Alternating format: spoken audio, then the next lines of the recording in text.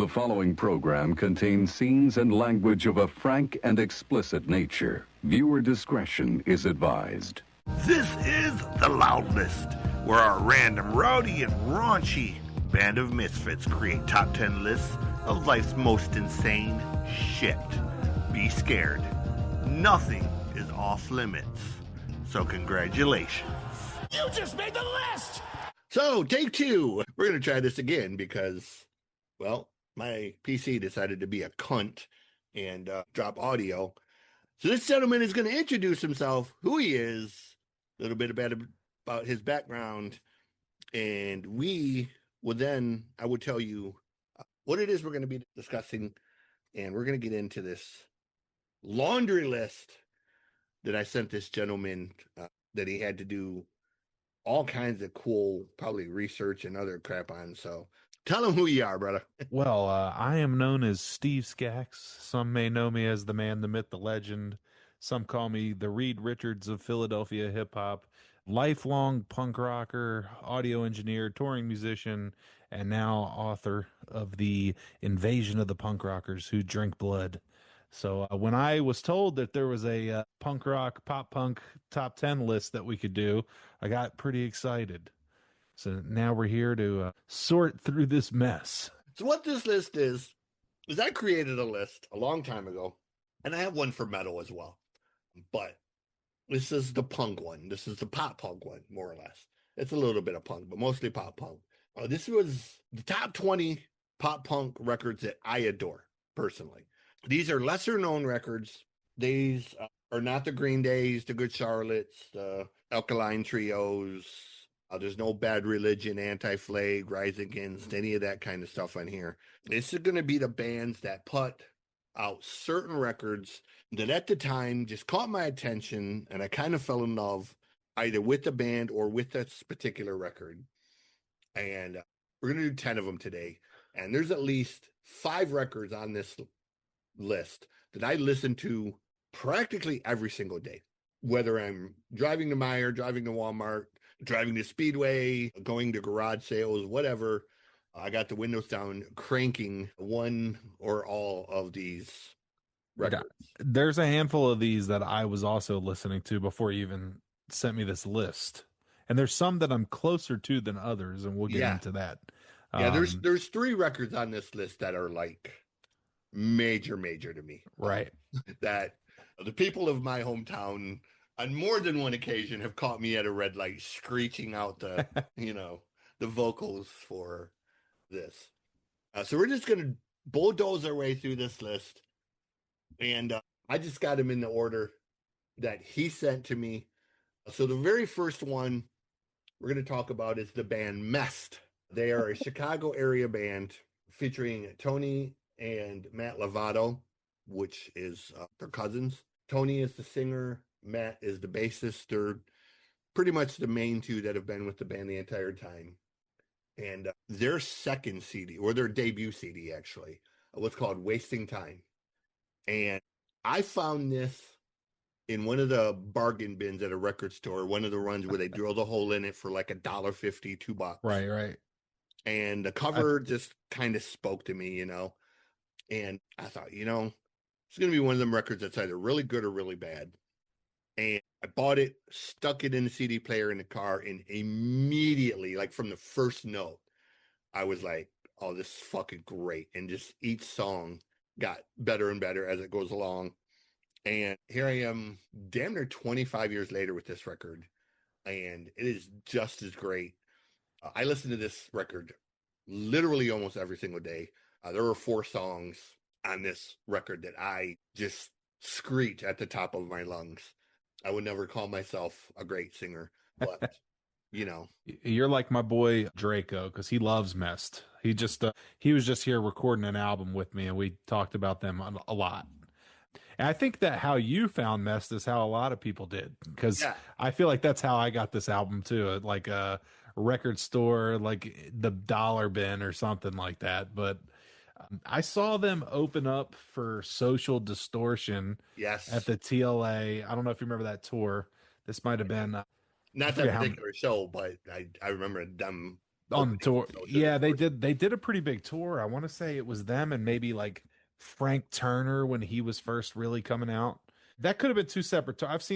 I've seen Social D with so many different bands. I saw Social D with Lucero. I've seen Social D with the Junkyard Baby. I've seen them with so many different bands that they kind of blend together because it's always the same show, the same jokes. But The only band I've ever seen Social Distortion with was Tiger Army. I love Tiger Army. Such a great live band. Nick is awesome. But with Mest, I remember that, at the time I wasn't like, I had the album and I thought it was cool, but it was like, it wasn't my favorite. I think like I said, I picked up at like a dollar bin and I was like, it's cool. But seeing them live really sold me on them. Like they were great live. And I came to the conclusion that they were kind of like the poor man saves the day. Who the first first Saves the Day record only. That's the only one I count the first two, but after that they lose me a little bit. But them being from Jersey and me being from Philly, they were always kind of around. Right. And Mest like vocally sounds like those first two Saves the Day albums. And Do that. live they kind of had a similar thing going on. They grabbed me there. So I really enjoyed them after that. With this particular record, like listening to it now, this is probably the most I've listened to it in years. And I am a little, again, as an audio engineer, audio nerd now, some of the recording is very disappointing. Yeah. So there's a couple of them that I caught that were a little. But yeah. Going back on now, some of these I still listen to a lot, but I actually really enjoyed going back on this Mest album. It's gonna hit my rotation again. It's 2004 all over again. That's the thing with me. Now that I'm doing these dual degrees, and I have more media communications than I have music production, but I've done enough music production now to where I listen to stuff differently. And stuff that I didn't know about previously that I know now, I hear things in the mix, or I hear things, here or there. And records that I used to love and adore, I listen to now, and I'm just like, oof, yeah, that the perfect example of that is Pretty Boy Floyd, A Leather Boys with Electric Toys. And that was produced by Howard Benson. Howard Benson is a fucking genius. Papa Roach, Escape to Fate, so many killer bands. But that record, according to my very good friend who worked for the label at the time, MCA basically gave Howard Benson about $50,000 to make that record. And it shows. Because when you listen to now, when you listen to it now, it just sounds so thin and so plastic. Right. And, the first Papa Roach record, which came out a year and a half after that one, is flawless almost. And like, okay, so it wasn't a matter of him learning a whole bunch of stuff between point A and B. It was simply the fact that, the man gave them what they paid for, which was, a really terrible sounding production of songs that would have been really amazing with a better production. Because I still love the songs, but it's just, you get what you pay for, I guess. It happens. And again, too, now what I've really noticed is being in this. So I'm almost 20 years in as an engineer and, professionally. I was, of course, doing it like on my own before that. But the technology has gotten so much better. And there's so much less room for error now. You could record a full band in your house and it actually sound pretty decent. I've done that. Right. Yeah, right. Before, even we were talking about, here not being at my studio, I have like the Universal Audio Volt 76 and it's awesome. It's the 4-channel one. It has the compressor, the 76 compressor on it. This thing is maybe $400 or something like that. And it's like studio quality preamps with a compressor on it. That just was not possible even when we first started. They had those like Presonus blue boxes. They had the M box and just crap. Like any like at home interface was a piece of junk. And now for even the Scarlett 2i2, there's hits on the Scarlett that are out right now, So going back to this Mest project, like my favorite song here is Forget You. Like that's my favorite song, and listening to it, the vocals are just kind of dug under the cymbals a little bit. There's just some conflicting things that it's like, it's like I like this album. I just wish I could get my hands on it and tweak it a little bit. But stuff like that just doesn't seem to happen as much. And also, too, one thing, mixing is such a product of the time. You know what I mean? Like, so whatever sounded good at that time was what was happening. And still now, to this day, I mean, we went through the loudness wars where, I don't know if you've heard of that term, but the loudness Robinson era. Basically, everybody was getting into this. Nobody really knew what they were doing, but they just noticed that if you turn things up louder, it just sounded better. So instead of like EQing and then bring it all up at the end, they just turned every single thing up. And then you just had these insanely peaking, just horrible sounding things. But that's what all the hits were like. So everybody wanted that. And that was probably my least favorite era that we've been in business. But yeah, it's just a product of the time. So for the product of the time, it's a great album. And it has been fun to re-listen to. Yeah. So there were 2 songs more than others on this one. First one is the second one, Hotel Room. You know, I'm all alone in my hotel room. Yeah. It's just, the way he sings it, man, it's just like, it's so fucking catchy. And then the same thing on Drawing Board. Back to the drawing board. And it's just like, I can listen to those 2 songs over and over and over and never get tired of those songs. And even the first track, long days, long nights, it's just, he's so good at songs like that. Right. And then that Girl for Tonight. Girl for Tonight. Yeah. That's on my list. My fourth one is Richard Marxism. One, I love the title. It's brilliant to, use Richard Marx's name in a song title. But it's another one like Drawing Board that's just super catchy. So those are the 4 songs. There's really no misses on this one for me. Right. Like, What's the Dealio is the only one that I kind of get tired of just because it's a silly song. And that whole "What's the Dealio?" It's like, I was like, okay, you could have picked a better hook for that one. Like, that one is just, because it has that cool ska, like reggae-ish riff, but that hook is just stupid. Like, it makes me think of like a Hanson song or something. I don't know, but I do. Speaking of them doing the ska thing, like, I do like the songs where they try to bring in that, like, I like the transitions they do between that reggae ska thing going on in a couple tracks, and I like the more like acoustic-y ones as well. Like, they do a lot of good. I don't want to say like full genre switch ups, but they're good with it. Yeah. So, do you have any other songs on this one that you kind of want to point out for good or bad, or any notes you want to throw in about the band? Or, I mean, that's like for Mess, that was like my main. A lot of these I just like I have stories about the bands and like seeing them and stuff, but and why they mean something to me. But like I said, my favorite song on the whole thing is "Forget You." But yeah, that's a good one. I think that one's super catchy. But yeah, I mean, it's a overall, it's a great album. It's definitely, I put it as my number 4 on the whole list.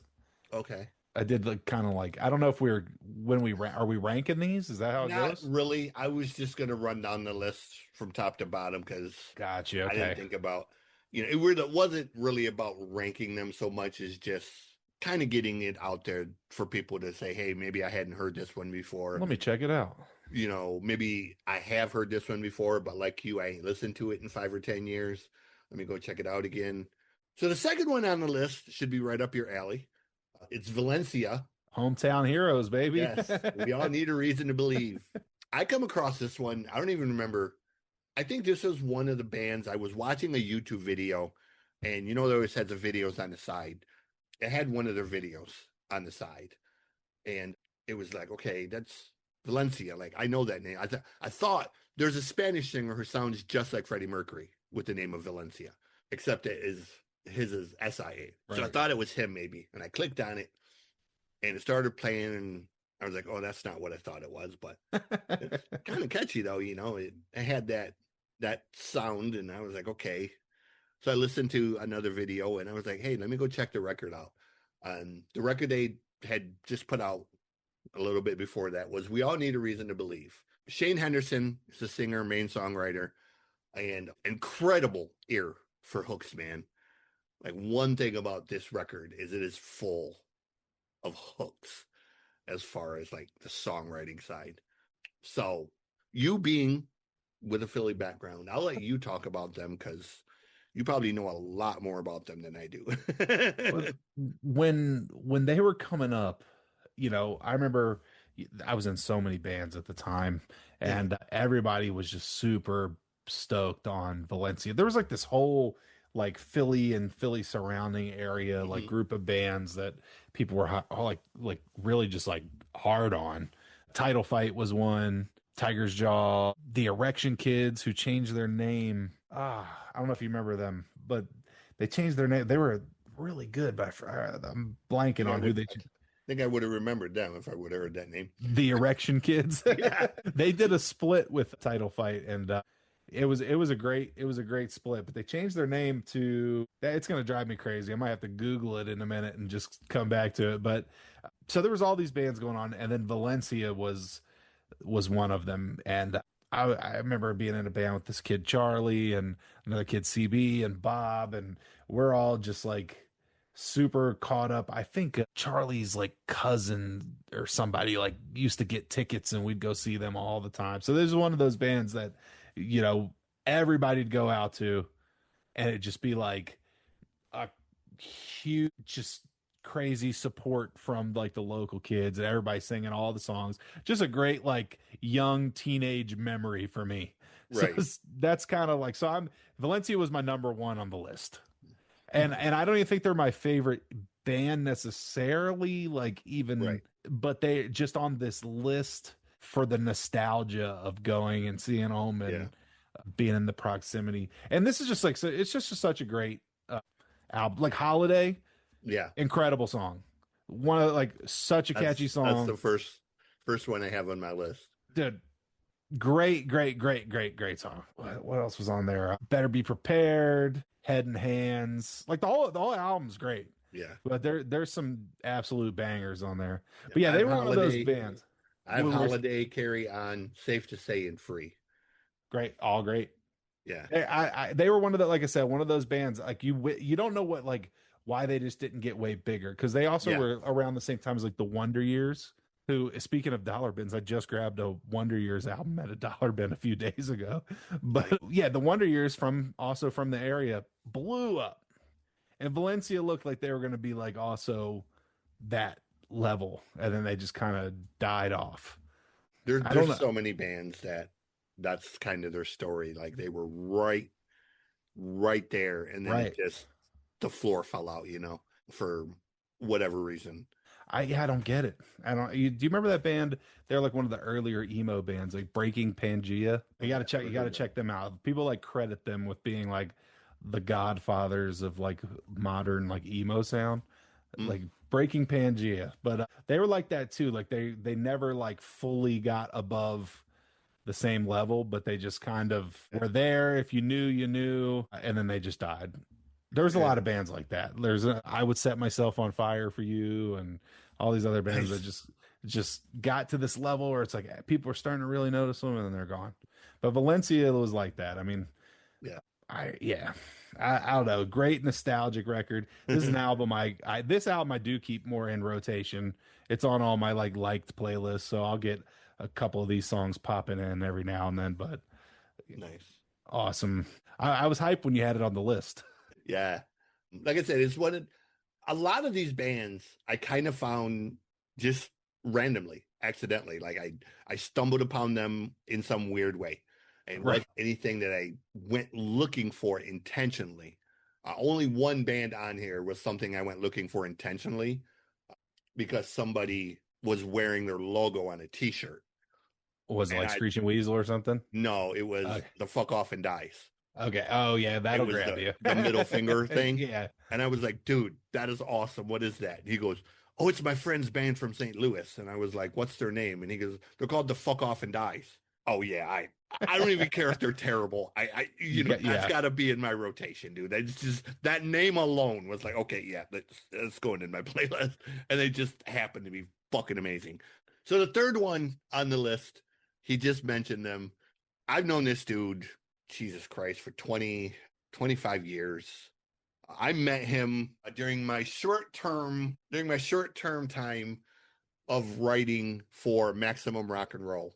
Oh, I didn't even know you wrote for Maximum Rock and Roll. For a very short time in the 90s, about 2 or 3 months. I was living in Cali at the time. I was going to school, was hired to do a punk rock show on a college radio station. Can we have in-studio guests? Absolutely. Beautiful. Use my contacts. I got Fat Mike in the studio. Show lasted for about 17 minutes before the college president showed up and canceled us because we went completely off the fucking rails and pretty much broke every FCC rule in the book. Beautiful. In 17 minutes. And that was that. And because of that infamy in the local area, Mike's like, hey, let me introduce you to this guy who is one of the editors for Maximum Rock and Roll. Beautiful. So he's like, do you want to write music reviews? Would love to. So I started writing music reviews. And that is how I met Ben Weasel from the band Screeching Weasel, which was another band. When I saw the title or I saw the band's name, I remember the week distinctly for one reason. I got 3 CDs that week. One was Screeching Weasel, How to Make Enemies and Irritate People. The second band that I got was the Queers. The third band I got was the Diesel Dykes. And I thought to myself, wow, that's a hell of a set of names for band. Like I could have drawn any of 1,000 demos and records that they had laying around in boxes, and I got assigned these 3. And my only reasoning was, okay, this had to be something that nobody else wanted.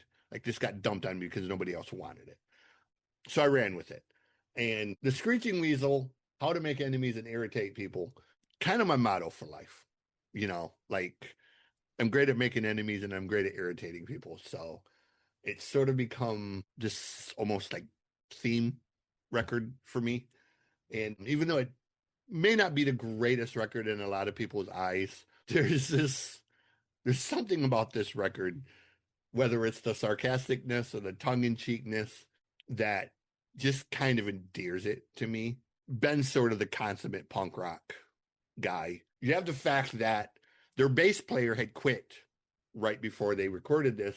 So they hired Mike from Green Day to do all the bass parts. And Green Day had just released Dookie, so they were blowing up. So Mike could only record at certain times. So this entire record was recorded in like 4 days of that. And it was recorded in Ben's basement. Their producer brought his studio equipment to the basement so they could record this thing in their basement. So again, time period, the fact that it was recorded in the basement but doesn't sound completely dated and terrible are all things that, make me love this record. Also, the fact when they released it, it had a fake song track listing on the back. Because of some of the titles of the songs, they put up track titles that were similar but not the actual track titles, which is a very Ben Weasel thing to do if you've ever get a chance to meet Ben. It's totally in his character. So, with all that said, feel free to share any opinions or whatever you may have. I have nothing bad to say. I've always loved Screeching Weasel. That was, I don't know if you're familiar with it's kind of like Amazon for punk rock CDs and vinyl. Interpunk? Yeah. Yeah. So when I was a kid, like Interpunk was the thing. So my best friend's older brother was like super into punk rock. And, so I just would go order like different albums just to like find stuff. And Screeching Weasel just off the logo grabbed me. That was it. It was like, I love this. Like, I think I bought like a patch, which I believe is on my jacket still. I took it off of like my old punk rock vest and put it on a new jacket because it's just such a great patch. I think I ordered a patch before I even got their CD. Like, I got the patch and self-titled. So that was like my first introduction to them. And just incredible. I mean, that song, Freddie met the microwave, about microwaving his hamster. It's like, what? Like, I'll never forget. Or that jock punk song, Yeah. which I related to because, like, throughout my life, you know, I kind of had gotten to a point when I first was really into punk rock where I had the pink mohawk and the studded vest and all that. You know, I wore the punk rock uniform. And then I really started kind of like getting out of like the uniform aspect of it, and really I got really big into like hardcore and, you know, Gorilla Biscuits, Minor Threat, Black Flag, and you know, a lot of the more modern hardcore, or modern, I mean, still 2000s, Chain of Strength, the 80s through 2000 stuff. And I just kind of wore like a band t-shirt and like shorts. So I kind of felt like I fit the jock punk description a little bit, but I still, great song. Yeah, I got into punk through hardcore. Right. When I got sent to California to live with my mom, it was in 1983, right as hair metal was blowing up. Mom's apartment was 2 blocks off of Sunset Strip. Right. So I immersed in it. And then I come home with this big ass suitcase of all of this music. It was all shit that I recorded off of KNAC and KLLS, all the Grim Reaper and Armored Saint and Alcatraz and Keel and, you know, Hollywood Rose before they become Guns N' Roses and all this shit.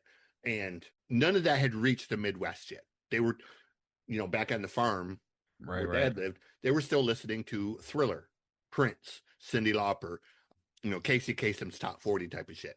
So when I drug this suitcase home and started going to school with all of these t-shirts and all of this stuff, everybody was like, what are you listening to? Oh, this band called Alcatraz. I'm listening to, you know, Grim Reaper.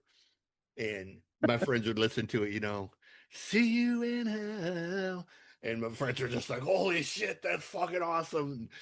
So I sort of become like this musical drug dealer. Yeah, you were the ambassador of all. Yeah, things like Ice-T sings about in "I'm Your Pusher." I was Great giving one. away these like mixtapes I had recorded off the radio with all these LA bands, and my cousin goes to his dad's house.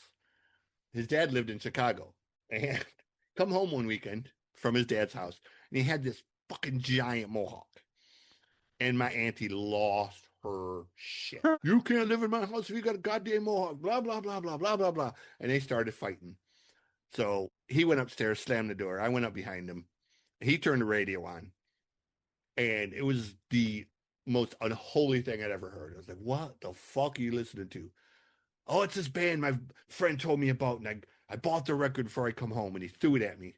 And I looked at it and it said Dirty Rotten Imbeciles. And I was like, that's fucking cool. Another great logo. I got this other one too, and he throws that one at me. It was like GBH. Oh man. So those were my first 2 punk records that I got into. But then I kind of gravitated towards other stuff like Black Flag and Minor Threat and, you know, and then I got into like, I heard the Dictators and I heard stuff that was a little bit more pop punkish, or I guess maybe mainstream punkish, not hardcore. But yeah, hardcore was pretty much my introduction to the punk side of things. I knew the Ramones and the Sex Pistols. I've always hated the Sex Pistols. Well, I mean, they were like a boy band. band of the. Yeah, like so fucking terrible. Like, right. People talk about the Sex Pistols like, oh, it's like, dude, you know, they're fucking terrible. Like, at least the Ramones were musical. You know, like, I don't like all the Ramones stuff, but at least they had a sense of humor. I love like the later Ramones stuff. A lot of people don't give it credit. Like Mondo Bizarro, Airwaves, and Pet Cemetery. And, Mondo Bizarro, that fucking record was so good. Great. Pet Cemetery. I love that stuff. People really hate, like, if you liked like earlier Ramon stuff, which I also do like I'm getting my daughter into that stuff now, but a lot of people just like didn't care for that stuff. But yeah, I thought it was great. But with the going back to that too, like you mentioned, first you mentioned DRI, another amazing logo that'll just grab you. Yeah. And GBH, yeah, exactly. GBH also, like, artwork wise, great artwork. Every album has great artwork. But Screeching Weasel, great artwork, great logo. This particular record, I mean, Planet of the Apes, like, great. Like, that's a great song. what else is on here? Oh, Degenerate. Yeah. Kathy Isn't Right. Nobody likes, like, all that. Nobody likes you. I hate your Yeah. guts on Sunday. I love that. Like, perfect song. This Burnout again, Girl. this might not be my like go-to Screeching Weasel album every Right. time, but it's a great album. It's got that like super 90s punk rock feel to it. It kind of it reminds me a lot of like that early Fat Wreck stuff, you know. Yeah. And then X. they essentially had broken up at that point, Right. and three of them turned around and formed the Riverdales, Right. which was just Ramones sounding stuff. So it's fucking, god damn it. So yeah, like I said, I don't think this is the best Screeching Weasel. Like I said, it may not even be anybody's favorite per se, but it's just one of them records I sort of have an affinity for because of how I came about it and whatnot. And I remember, you know, exactly when I got it and what I got it with and all of that. And, you know, I didn't last long at Maximum Rock and Roll because apparently I didn't write fast enough and I wasn't punk enough. Apparently the editor told me I was too metal to write punk, that I should write reviews for Metallica and Exodus. That's which crazy. Was probably true because I am much more metalhead than a punk guy probably. But, you know, I still love punk as well. So I've been in a couple. I have two bands I was in that was on the cover of Maximum Rock and Roll. One was this band Extra Tongue, and we were a weird, weird band. And then when I was in Fruit Punch, we also got not a feat like the Extra Tongue one. We were more of a feature, but on the Fruit Punch review, it was just like Fruit Punch also on this this one. But I got both of those framed up in the studio. The Extra Tongue one had it was all I forget, the Dicks were on the big story. It was about the Dicks, which great, you know, Texas punk rock. Yeah. Them, MDC, all those bands. So, but yeah, anyway, I do have some connection with Maximum Rock and Roll. It was just a cool magazine. Are they still going? You know, I don't know. Like I want to say they are, but I don't know. I've heard that they are, but I haven't seen. Cool. I haven't seen anything. It's got to be hard really these hang days. out any place that would carry it per se, right? Because I know, you know, back in the day it was like just the thin paper. It's still thin paper. Or at least, you know, 10 years ago when we were in it. Yeah. So the next band from Petaluma, California, one of the female fronted bands on this list. Oh yeah, the band Tsunami Bomb. Love Tsunami Bomb. The first, so they're still around. They broke up, got back together. They have a newer singer now. The original singer was H&M, and she is a synthwave artist now. She's still really good, but is definitely not punk anymore. Is her band? She was in another band, the Action Design. Are they still around? No. Well, yeah. So Action Design is what she's in now, but now she formed it with one of the other guys from Tsunami Bomb, and then he retired, and she took it, and it's just completely like synthwave pop now. Oh, okay. She kind of went in almost like a Ollie Murs type of vein. I have to check out some of the new stuff. But it's I like it. Like I love synthwave. Synthwave is one of those things that my affinity for synthwave is, you know, synthwave is either going to be really good or really bad. There's not a lot of middle ground with synthwave. Right. For example, you get some that is just kind of there and it just sounds like noise. But then you'll get the bands like Scandroid or Dance with the Dead that do like really fucking awesome shit. And then it's like, okay, this is really cool because I'm a massive, massive fan of Clayton, whether it's Cell Dweller, Scandroid, Circle of Dust. The guy's just a fucking genius. Anyways, Tsunami Bomb had a record called The Ultimate Escape. She really was one of the few females that I really enjoyed in punk. I find that a lot of female singers in punk and new modern rock, new metal, they're just kind of derivative. You know, the Lacey Sturms of the world and the Emily Armstrongs, they just sound alike to me. And there's nothing to set them apart. Then every once in a while, you'll get a Lizzie Hale, where she's got that grit in her voice, that power that kind of puts her a little above. And that was the thing with Tsunami Bomb, is she had a little bit more punch to her voice, especially on songs like Headlights on a Hand Grenade. That's on my list. El Diablo were, you know, pretty massive songs. So I'm not going to spend a lot of time on this one. You can throw in your thoughts on them, but it's just one of them records that, as far as the bands that had female singers, this one stands heads and shoulders above the majority of the others.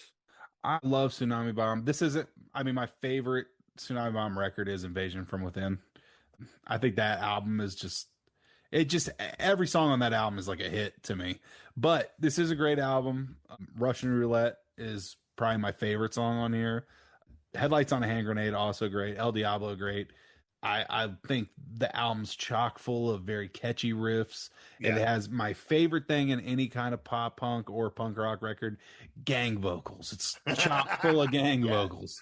Like that, I think they do it so well too. I also love the like female to male back and forth that they did on both of those albums, like really well. Yeah, I think it's a great record. This is just like a super fun one. It can have like some really heavy riffs at times Yeah. and feel like almost like a hardcore record with just like a really straightforward driving, drum beat to it, like a nice tight groove. I did in my notes, which I don't think I ever really paid attention to, is I think the recording on Invasion from Within is better too. This one has more of like the recording of the guitars like take up like so much of the headroom in the mix, where I just find it to be overpowered. I think that's a stylistic choice from the engineer, so I'm not gonna be mad. It's like, hey, I like guitar, I'm gonna put them loud in the mix. That's really it. It's not like they sound bad; they sound good. You could tell with Tsunami Bomb from the first record to like the newest one, you could tell the learning curve in them. Like as they got older and learned more and toured more, you could tell it resulted in, just them putting that towards better sounding, catchier songs, all that kind of stuff. That's one thing I will say about them is they have aged well. Oh yeah. In taking what they've learned over the years and put it towards being a better band. So next one on the list. I feel like we're going, or probably me, I'm a talker, so probably doing more. This is going to be like a little longer than I thought. I'll try to shorten it up. Yeah, no, we're good. My bad, bro. I'm trying to get to them pretty quick. There's a couple of them we're going to go through pretty quick. Next one on the is one of the ones that I listen to a ton. This is right up there with the Mess for me. It is a band from Jacksonville, Florida called Whole Wheat Bread. Hell yeah. They have 2 records and a bunch of EPs. This one is called Hearts of Hoodlums. They actually formed as a rap group and then turned to punk. They've contributed music to Little John and tons of other rappers, including doing an EP with Murs called Whole Wheat Bread, and Murs are the Invincibles, which is a great record if you can get your hands on it, but it's hard to get your hands on. This one, because there are so many musical styles on this fucking thing. Like 1 minute he's doing reggae, and then he's doing punk, and then he's doing hip hop, like a rapcore thing, and they really just, and not that it matters, but you got to have respect for 4 black dudes playing punk music. Like you just don't see it enough, right? Obviously you had Bad Brains, and Funkadelic dabbled in it a little bit. Death. You had Death, and now you have more bands. You have Radkey and Magnolia Park and different ones. But when this come out at that time, I can't think of another band that was entirely black playing punk music other than Bad Brains. So this one kind of stuck with me because there's a couple songs on there that I want to get a kick out of. Girlfriend Like This. The lyrics to that song make me laugh. I don't care if it burns when I piss. You ain't never had a girlfriend like this. Those lines just to me are like pure punk, because only a punk band would sing about having a fucking STD. Right. Throw Your Sets Up is really cool just because it's got that vibe. On my list as well. Lower Class Man, I love awesome. because it has that reggae vibe. And then Stuck in the Dark is the last track. And that one has Murs on it. And that's one that Murs is somebody who does not get nearly enough fucking credit as a hip hop artist. So those are the 4 songs that I had. And if you've never heard this record, if you're a listener, you've never heard this record, I promise you, this is a fun record. Like they don't take themselves too seriously. There's serious messages in here, but they do it in a way that doesn't come across as preachy or overbearing. Right. Yeah, I've always been a big fan. I've opened for them a couple times in Oh, different that's so bands. cool. So I've met them. Really cool guys. From that time, I remember the first time I saw them. I think it was with the Bouncing Souls or somebody Yeah, like that. they toured with And them. yeah, and I was pretty young, and I just thought it was crazy because they're up there and they're like 90. Being from Philly, there was always a pretty good like mix of like black kids into punk rock, but it's still mostly like a white thing, I guess. Right. So, but they would always try to get all like, if you're white, you could say the N word on this song, and like they would always do that Yeah. live, and it would just be like a crazy thing to see, and like just like this room full of people doing it. So like fun, they were always so fun live. I remember seeing them on a really weird tour. It was my favorite time ever seeing them. They opened the tour, they did a whole tour. It was them, Madball, and Suicidal Tendencies. Oh, That no, was that would have been a killer fucking show. yeah. I love Madball. I love Madball too. New York hardcore, baby. Let's go. But no, that was a crazy tour because it was like none of those bands should tour together, but they did, and it worked so well. But this album, I love this album. I love both their albums. Minority Rules feels more like a pop punk album, but Right. this one I think is musically better. Like Minority Rules, Old Man Samson, yeah, like that. Like Yeah. it has so many like catchy, just sing along pop punk, like in the Yeah. bar songs. But this one is like they really came together as musicians. I mean, Bombs Away, just incredible song. Yeah. I love Bombs Away. I remember when I don't even remember what year it was, but I remember when that video came out and it was like, wow, this is like way different than the last album, but really good. And then they had like Lil Jon and stuff. Like they were messing with Lil Jon and a lot of like rappers Yeah. on here. Yeah, because they did all the music for his crunk rock. Right. So record. yeah, I'm a huge fan of them.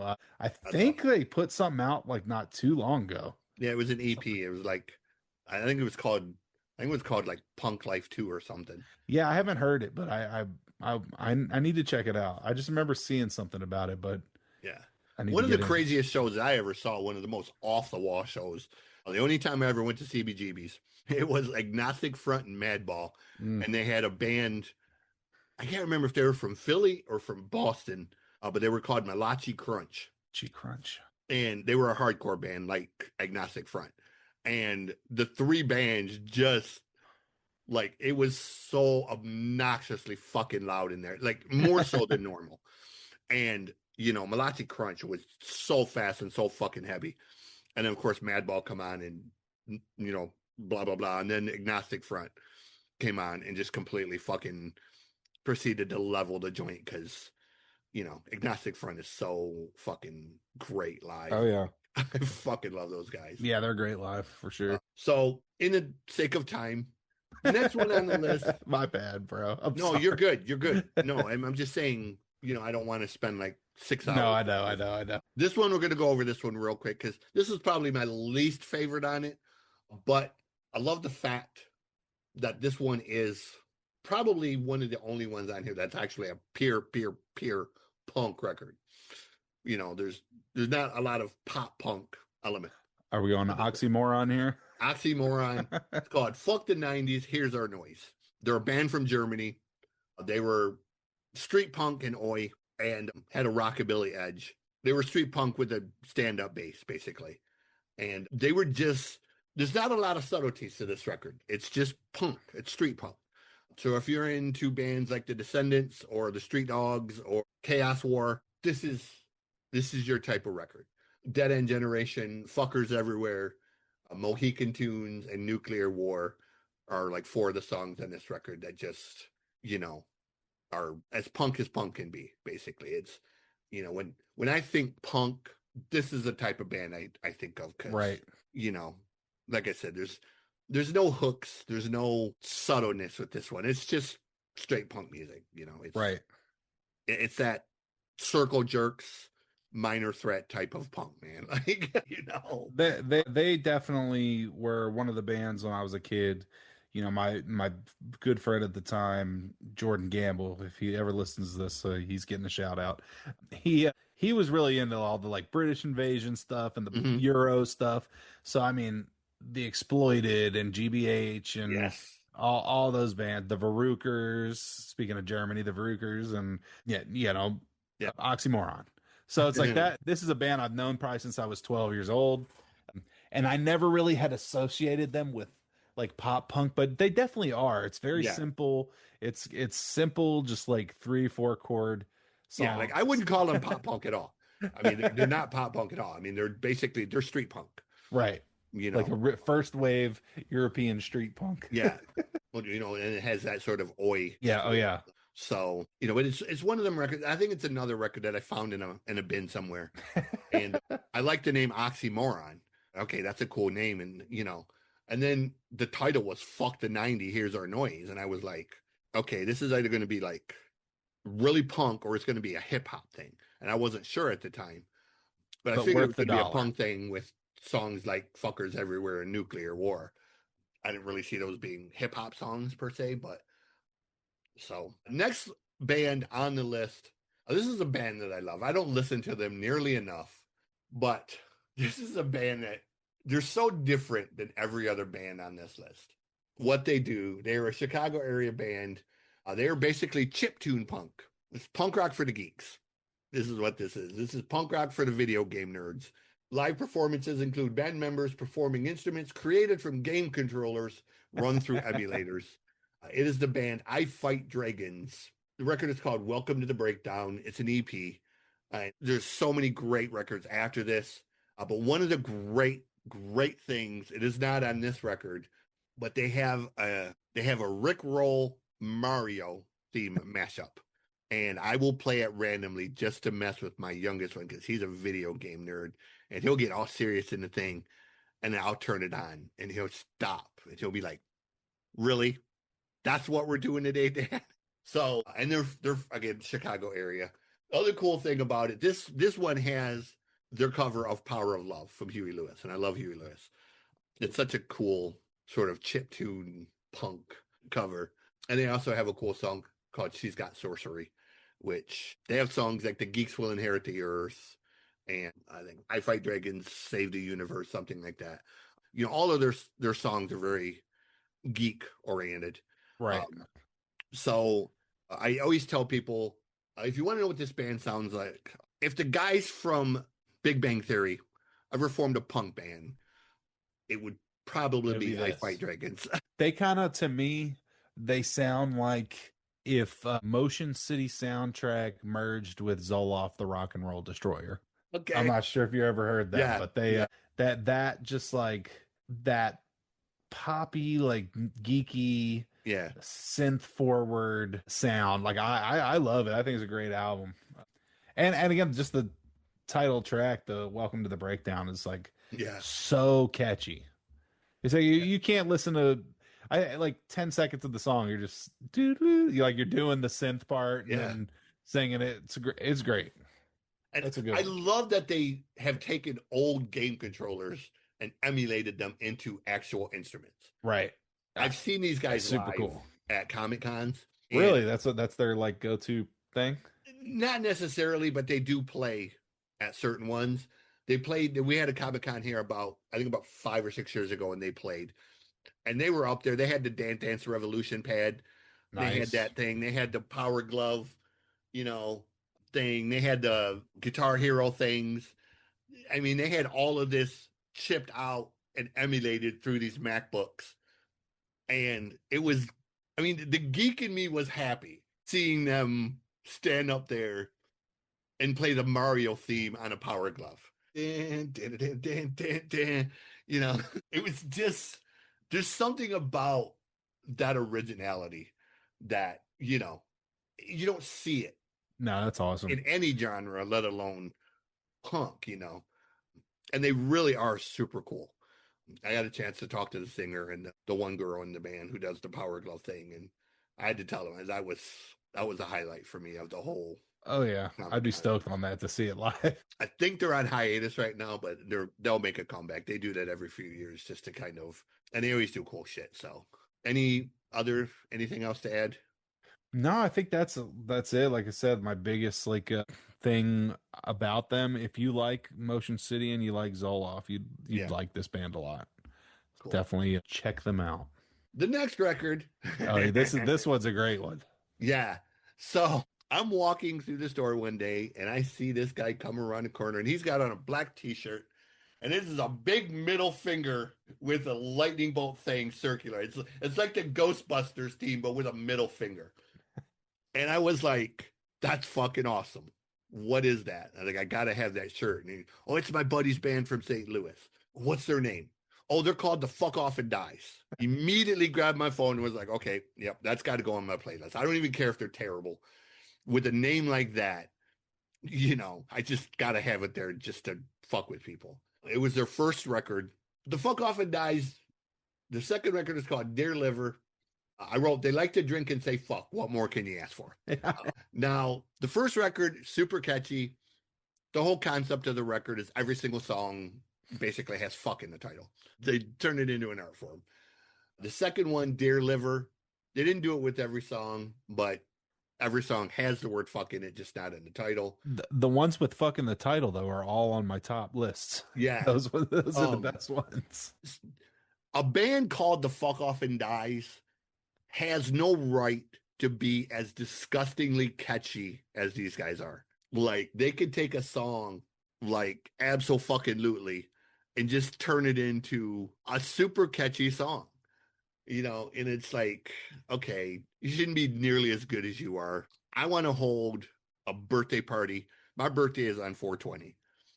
So I have intentions at some point of having a 4/20 birthday party, and these guys are going to be my headliner.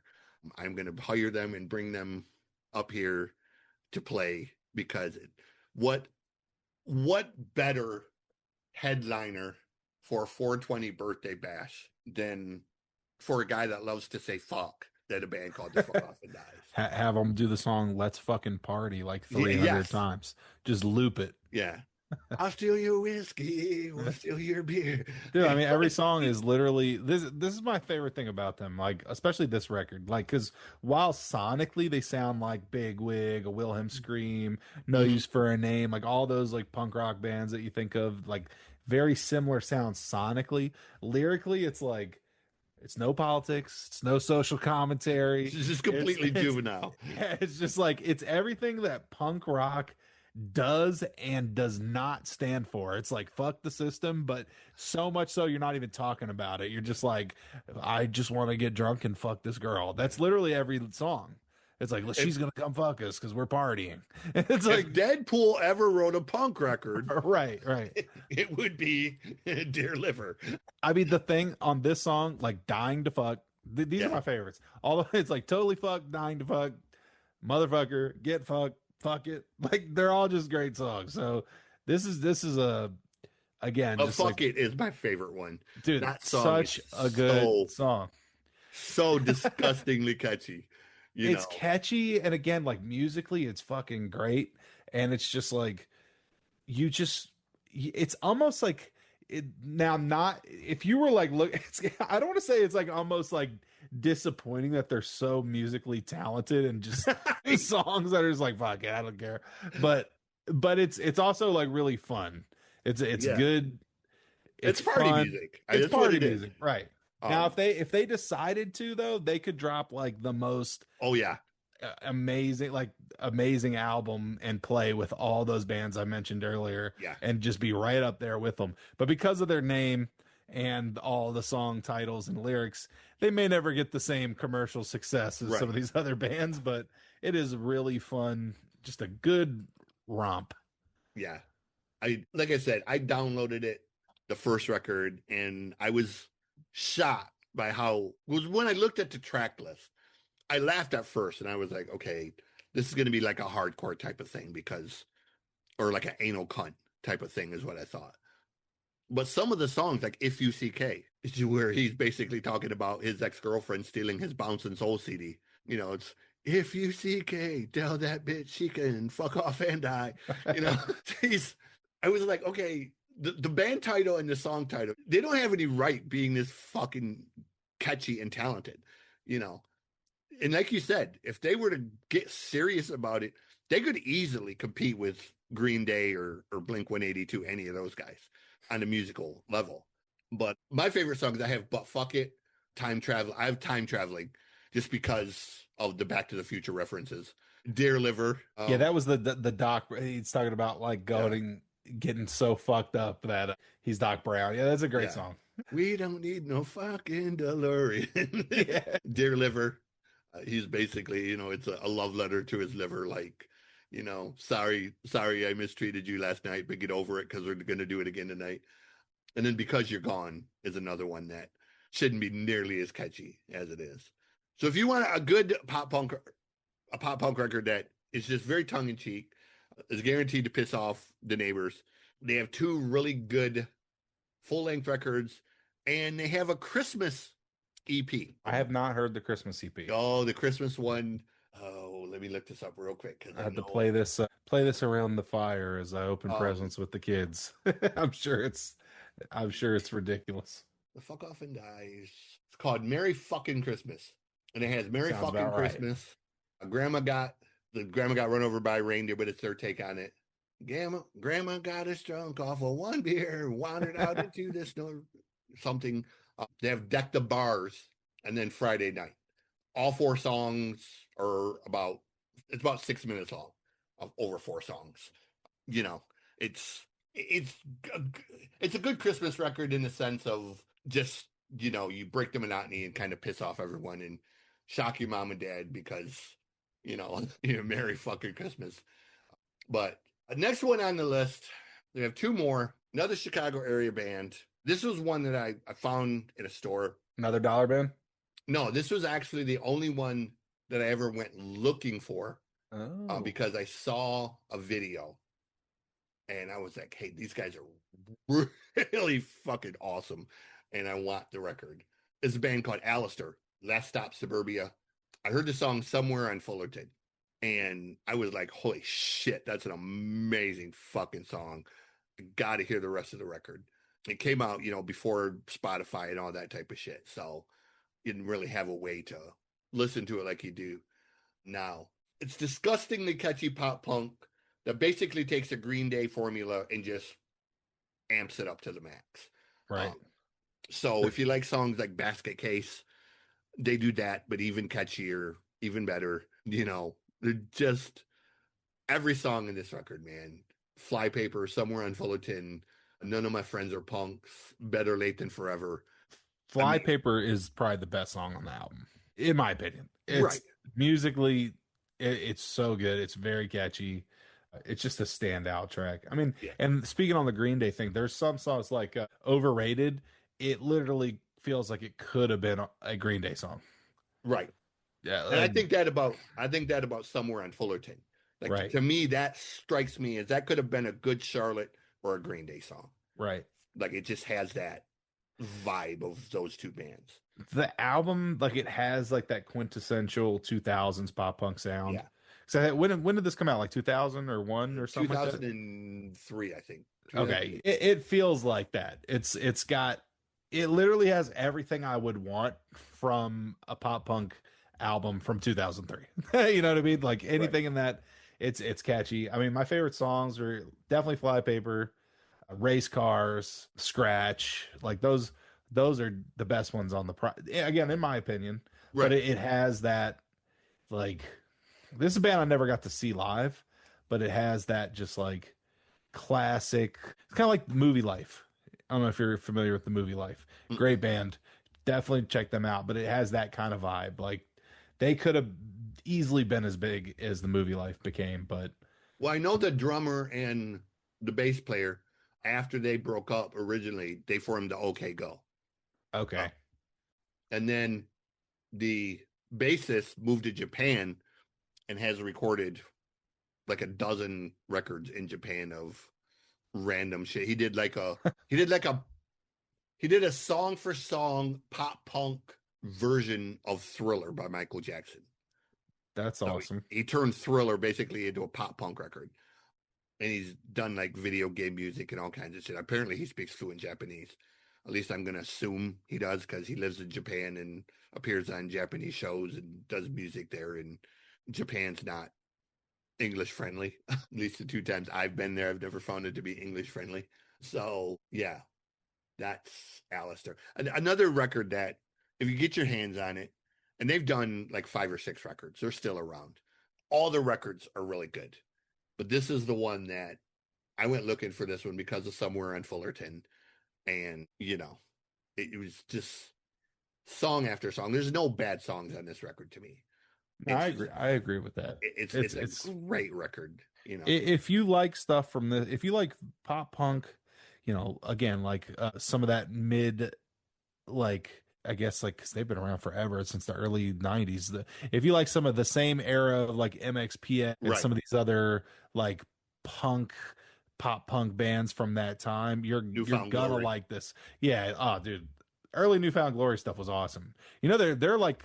They tour with just like hardcore bands too. They do that. Bridge 9 put out one of their albums that was awesome, Newfound Glory. But yeah, so if you like a lot of that stuff, like I said, the movie life, any of that kind of stuff, you'll like this record. This is definitely one you should go check out. Yep. And the last band on the list, I discovered them through a video game. One of their songs is in a video game. I don't remember which video game, but it was in a video game, and I saw the title, and I was like, you know what? I'm going to look them up because the name of the band was called World War Me.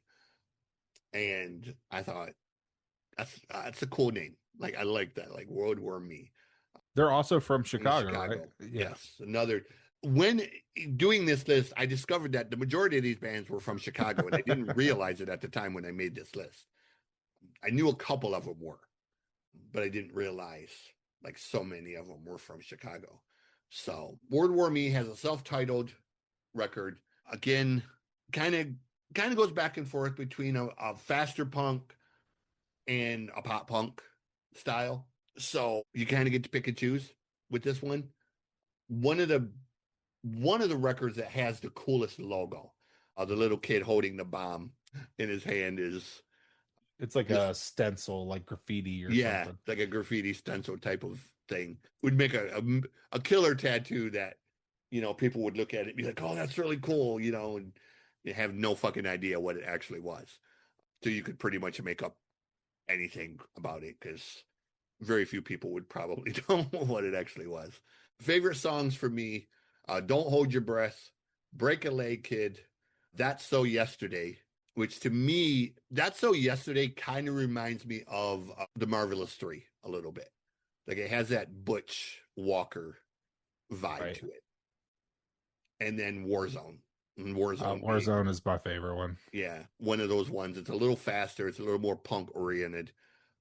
But, it has that more of I guess like a Bad Religion style to it than it does like a pure pop punk. But anything else to add? Yeah, I mean, they kind of like, to me, who they really reminded me of, and nobody really knows this record because it was before they were huge, but My Chemical Romance, before they were this huge band, their first album was very like punk.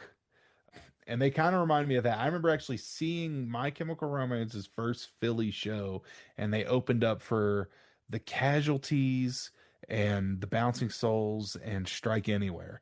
And it was like, who's this band? They were like the first band. The Casualties. yeah. So it was just like the Casualties were the headliner, then it was Strike Anywhere, then it was Bouncing Souls, and then it was My Chemical Romance. And I remember them coming on, and I actually thought they sucked. I was like, this band sucks. And that was like my first impression, which I have another similar story about that band Against Me, who also blew up. But yeah, I saw them in like I saw them in like a South Philly basement. I was like, this band sucks. And I walked out. The next year I saw them at like they opened for like World Inferno Friendship Society, I think. And I was like, oh, this is that band that sucks. And I walked out. The next year they're fucking playing stadiums. But it was like that with My Chemical Romance. Like they were just like out of nowhere, the biggest band in the world. I was like, that's that band we booed at the Electric Factory. But they kind of sound like that. Like they have that kind of like My Chemical Romance, Sum 41, that era of like pop punk that was, really huge at the time. But for me, my favorite songs, I love Warzone. The title track, World War Me. I really like the thing they did with like the radio vocals on here, just that like radio EQ effect. I kind of overuse that sometimes myself. So Fire and Flames, but Break a Leg Kid. Yeah, this is a good record if you like that kind of stuff. It's that late. It kind of has like what we were just talking about mixed with like the late 2000s recording techniques, and it sounds pretty good. So yeah, that's all I got to say about that. Cool. So that is 10 pop punk records that I adore. Hopefully, as a listener, you take something away from this. As always, feel free to, I don't normally throw this out there, but the email is riotonthesetmedia@gmail.com.